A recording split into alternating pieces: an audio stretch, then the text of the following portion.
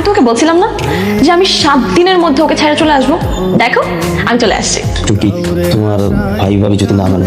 আমি মানবে না কেন? মানতে হবে, অবশ্যই মানবে। বাড়িতে যে আমি এমন নাটক শুরু করব না যে ভাই ভাবি অতিষ্ঠ হয়ে মেনে যাবে। এখন আসি। হ্যাঁ ওই তুই কি ব্যাপার? তুই একলা কেন? জামাই কই? জামাই নাই। ইন্নালিল্লাহ। নাই মানে? আরে দূর, আজে বাজে কথা কইতেছো কেন? আচ্ছা বোন, কত কিসে? ভাইজান আমি আর ওই বাড়িতে যাবো না। আমি মাসুদের সাথে সংসার করবো না। কেন যাইবি না কেন? সমস্যাটা কি? বোন খুললে একটু কত? জামাই কি কোনো দোষ আছে? নেশা পানি করে? আরে না ভাবি, নেশা পানি করে না। আলহামদুলিল্লাহ। তাহলে সমস্যা কি? কাল থেকে সন্ধ্যা পর্যন্ত ঘরের যত কাজ আছে সব আমারে দিয়া করায়। তুই জালিমের সংসার করবো না ভাইজান। তুমি হ্যাঁ করে তালাক না বাবা।